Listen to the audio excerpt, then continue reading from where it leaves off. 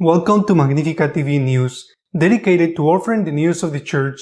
Today is Wednesday, July 14, 2021.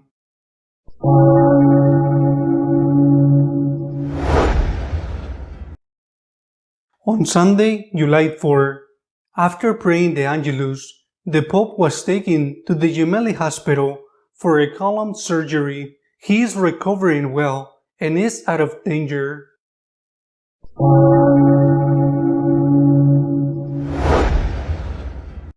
Cardinal Bishop, along with other high-ranking Vatican officials, will be judged for abuse of authority and malversation of capital and bravery.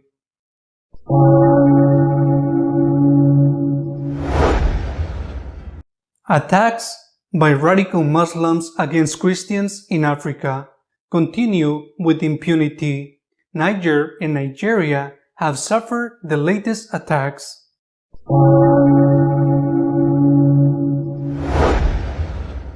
Cardinal Sarah believes that Pope Benedict XVI will be remembered for having achieved liturgical reconciliation by allowing the Mass in the extraordinary form.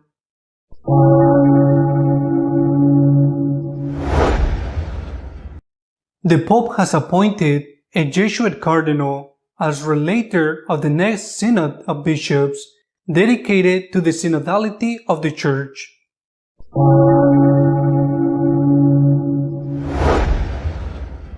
By surprise of most, Pope Francis was taken to the hospital on the 4th to undergo colon surgery. The surgery went very well, and he is recovering without problems. On Sunday, July 4th, the Pope prayed the Angelus as usual from the window of his apartment. Everything seemed normal, but hours later, the Vatican announced that he was in the hospital for a scheduled surgery of the digestive system. That same afternoon, he underwent surgery, and although at first an attempt was made to do it laparoscopically, in the end it was necessary to open him up in order to cut out a fragment of his colon, which was full of diverticula. Subsequent analysis confirmed that these diverticula were not cancerous and that there were no tumors in the sectioned segment. The Pope's recovery since then has been progressive and steady. Last Sunday, he was able to pray the Angelus again, although he did so from the Gemelli Hospital, where he was hospitalized. The Vatican has reported that the Pope is already eating on his own, that he is celebrating Mass in the hospital apartment where he is hospitalized, and that he spends a few hours each day working. There has only been the occasional bout of fever, which has been quickly contained. At the time of closing this edition, he had not been yet discharged.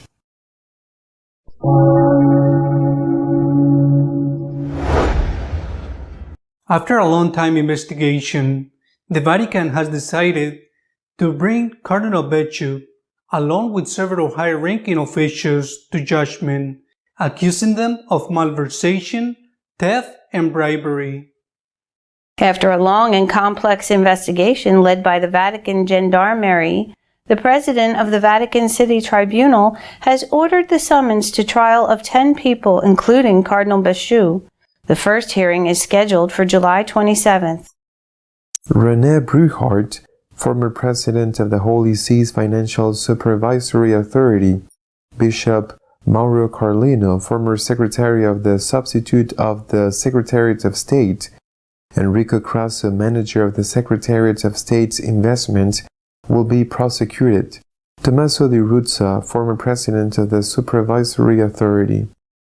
Cecilia Marogna, the woman who received money from the Secretariat of State to carry out intelligence actions, Raphael Mincione, financier, Nicola Scolacci, lawyer, Fabrizio Tirabassi, secretary in the Administrative Office of the Secretariat of State, Gianluigi Torzi, financier, will also be prosecuted. The most important person among the group of accused was Cardinal Bishop, former substitute in the Secretary of State and prefect of the Congregation for the Causes of Saints at the time the accusations were made public. He has been charged with embezzlement, abuse of office, complicity, and bribery. In a statement released by his lawyers, the cardinal defines himself as victim of a plot against him, which has exposed him to an unparalleled media situation, and only thanks to faith, he says, is he able to find the strength to wage this battle for the truth.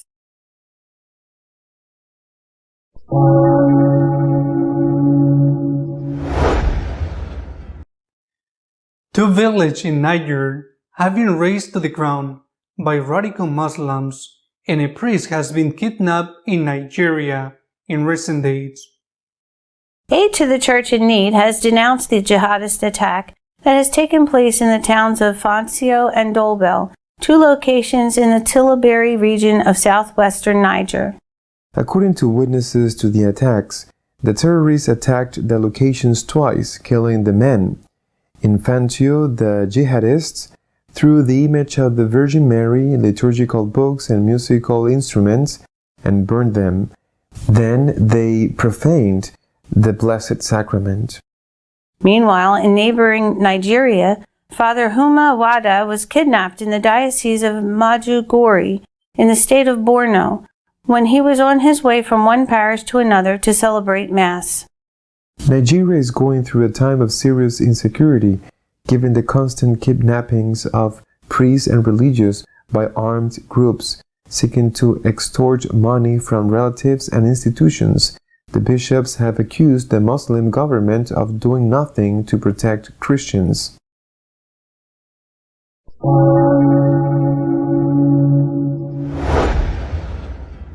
Cardinal Sarah has used his Twitter account to give his opinion on Pope Benedict XVI's action on Latin Mass on the extraordinary form. Cardinal Sarah, Prefect Emeritus of the Congregation for Divine Worship, in a sequence of 8 short tweets, has come out highlighting the value of the Summorum Pontificum published by Benedict XVI and what it means for many people. In history, Benedict XVI will be remembered not only as a great theologian, but also as the Pope of liturgical peace, the one who built an ecumenical bridge with the Christian East through the Latin Gregorian liturgy. He will be remembered as the Pope who had at the heart the will to recover the Christian roots and unity of Europe, and who opposed senseless secularism and the destructuring of European culture.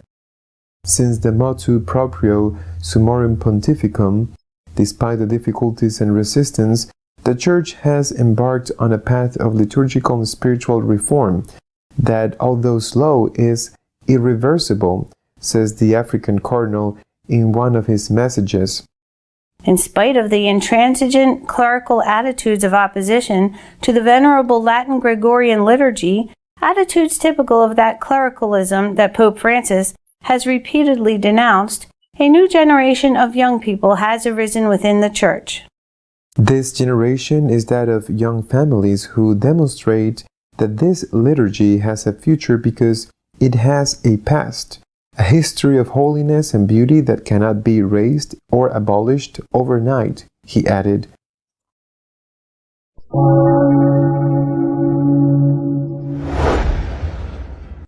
The Cardinal of Luxembourg, a Jesuit, will be the next general relator on the Synod of Bishops on Synodality that will be held in 2 years. The Holy See Press Office has reported that Pope Francis appointed Cardinal Jean-Claude Hollerich as General Rapporteur of the 16th Ordinary General Assembly of the Synod of Bishops. The upcoming Synodal Assembly will be prepared in different phases over 2 years. Hollerich will attend the Ordinary Council meetings to prepare for the next assembly on the theme for a Synodal Church, Communion, Participation, and Mission. The General Rapporteur is the one who delivers the first speech of the Synodal Assembly to explain the theme to be addressed, illustrate the working document, and point out points for discussion. Born in Luxembourg in 1958, Cardinal Hollerich entered the Society of Jesus in 1981. He was ordained a priest in 1990. Benedict XVI appointed him Archbishop of Luxembourg in 2011. In 2018, he was elected President of the Bishops of the European Community, and on September 1st, 2019, the Pope appointed him a cardinal.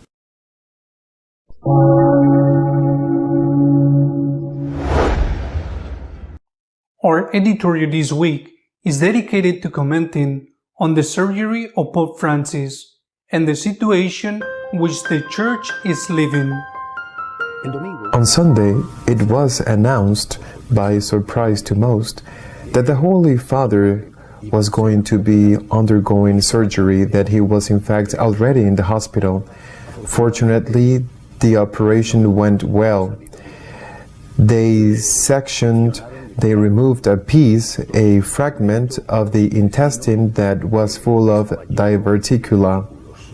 The Pope, according to the medical report, is recovering very favorably, and it is possible that he will soon be able to return to the Vatican. The news, I repeat, caught the vast majority by surprise. When I heard the news, I immediately began to pray for the Pope. The good fortune of living in Rome allowed me to go that very afternoon, on Sunday afternoon, shortly before the closing of St. Peter's Basilica, to go with some seminarians to pray for the Pope. There at the tomb of St. John Paul II, I prayed for his health, for the success of the surgery that was being carried out at that time, and of course for the Church.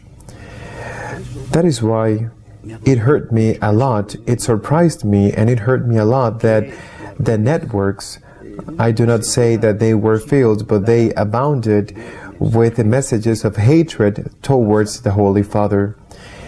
It surprised me and it hurt me a lot. Hatred of the Pope on the part of Catholics who claim to defend the doctrine of Jesus Christ and tradition. I cannot understand it, because within the doctrine of Jesus Christ it's essential to love to the neighbor, and if they consider that the Pope is their enemy because of the way he governs the Church, within the doctrine of Jesus Christ is love your enemies and pray for those who persecute you and slander you.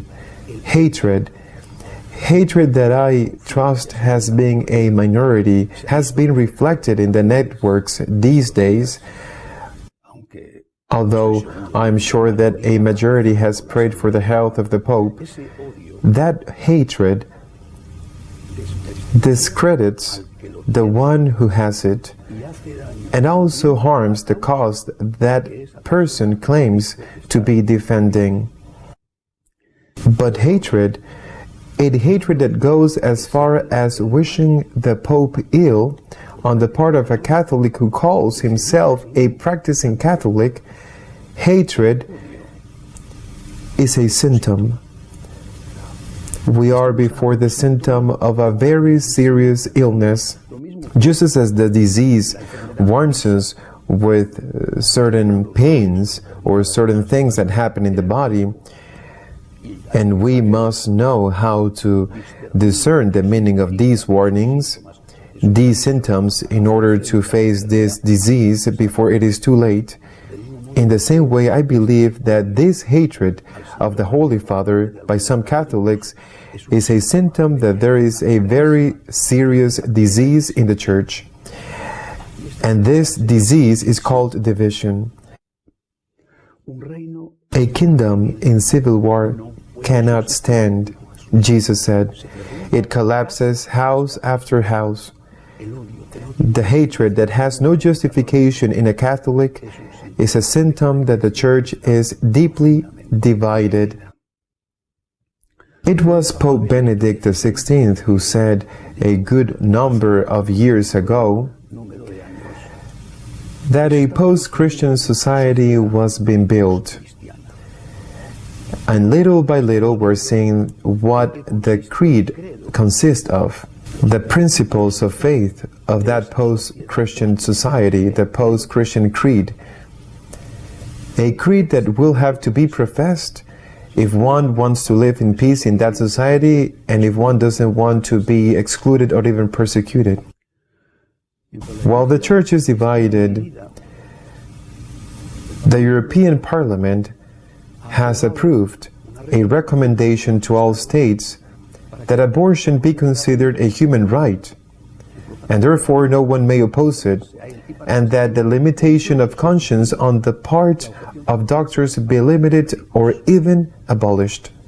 While the Church is divided, euthanasia laws are advancing, and the governments that are applying them intend to consider euthanasia-assisted suicide as another therapy, even in some cases without taking into account the last decision, the last will of the patient. While the Church is divided, the imposition of gender ideology is advancing, and even in more and more countries, it is being taught in schools to children. While the Church is divided, for example, in Spain, in 2020, there was only one Catholic wedding for every 10 weddings, and despite the fact that the number of weddings is small. While the Church is divided in Spain, which is what I know best, in the year 2020, 150,000 inhabitants were lost, and of course, it was not only due to the pandemic. There are no children. Teenagers and young people do not want to have children. They lack faith. While the Church is divided, religious practice has collapsed, and not only because of the epidemic, it has collapsed to such an extent that there are many temples that can no longer be maintained and are being put up for sale everywhere. While the Church is divided, the gender ideology, the post-Christian creed, is advancing without opposition. It reminds me of the fable of the rabbits chased by the dogs, and that they stopped to discuss among themselves if the dogs were greyhounds or hounds. And while they were arguing, the dogs came and ate them. We are discussing while the real danger, which is the post-Christian creed and society, is advancing. But of course, unity, which I believe is the fundamental work of the Holy Pope Francis and his successor have to face, unity in the Church cannot be achieved if it is not around Christ, around His message, around tradition, as that message has been presented up to now, even if it has to be adapted but never betraying the previous teachings. Unity cannot be achieved if it is not around the truth, as the Lord asked for it in His beautiful discourse which St. John records in his Gospel at the end of the Last Supper. United in the truth, not united in a struggle that I take away, I put, I yield, you yield. United in truth, there cannot be unity if it is not around Christ and His message. But while we are divided, this post-Christian society with its overwhelming and dictatorial creed advances. Unless what is really happening is that those who are causing the division, demanding and asking for things that they know are not possible, such as the female priesthood, are actually seeking to pave the way for the imposition of that post-Christian creed. Let us pray for the Pope, for his health, for his full recovery. To all, let us put hatred away from our hearts. Let us pray for the Pope, and let us pray above all for the unity of the Church. Until next week, God willing.